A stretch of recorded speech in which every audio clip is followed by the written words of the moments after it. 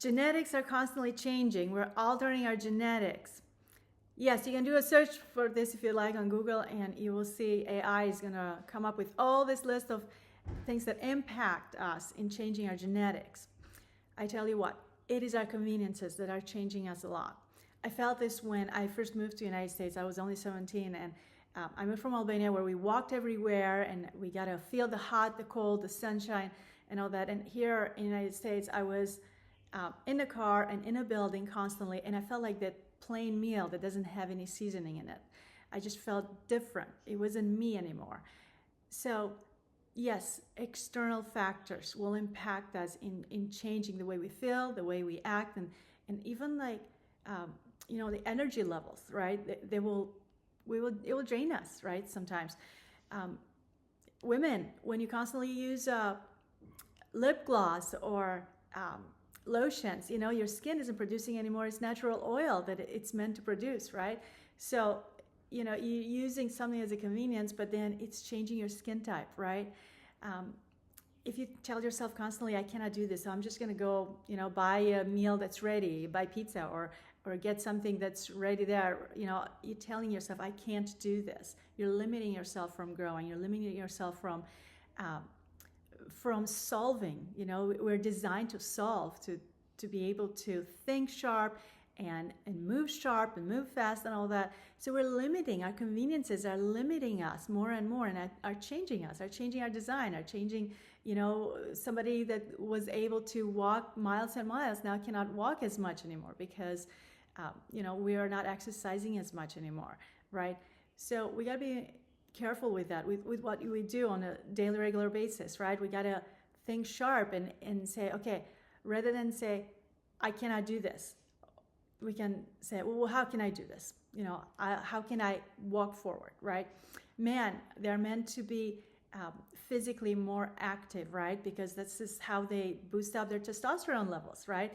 The physical labor is meant for men more than so for women. It doesn't mean that women cannot work in the garden, right? Yes, it brings you joy, it brings you happiness, and yes, it does balance your hormones, but you're not meant to be working as much because you need to have higher levels of estrogen versus testosterone, right?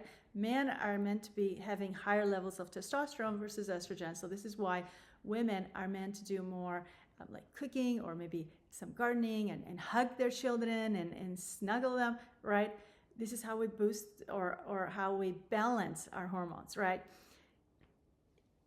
Women, you cannot expect the man to be like you. They're different. They're designed to be different, right? They're not going to be the ones hugging their children and teaching their children all the time. They're going to be the ones that are going to do more physical labor. They are the breadwinners. They're the ones who their body is designed, to constantly care for the family in the sense of like providing for you, right? And working harder physically, right? So you don't want to limit your man in that. He needs to do what God has designed him to do, and you need to do what you are designed to do, right? You cannot say, I cannot do this and that, and go for a convenience, because conveniences aren't going to help you get any smarter or get any better or faster or, solve things, right? We need to be challenging ourselves in things that we do. So other things that can impact are vaccinations, antibiotics, medications, prescriptions, or over-the-counter medications, right? All of those things that do impact your genetics. Yes, they will make you feel different. We simply talk about obesity a lot, that must be, from your parents or this and that. No, sometimes it's us allowing it. But yes, our genetics can be wired that way to where now you're just allowing comfort to like sink into you, right? And you're just passing that on to your children and grandchildren, right? You don't want to do that. You want to challenge yourself again. With Easter coming up, I just want to wish you all a happy Easter. And I want to remind you that Easter is about, it's not about attending a church. It's not about the Easter bunny or Easter egg hunt and all that. It's about remembering that we are given a second chance, right? And so those of you who haven't done so, I encourage you to take that second chance. And this is how you boost up your hormones. This is how you boost up your level of energy, and you grow strong, and you're able to be healthier physically, emotionally, and spiritually. Again, this is Eva Weeks with The Fount of Healing. Thank you for watching, and I'm wishing you all a happy Easter.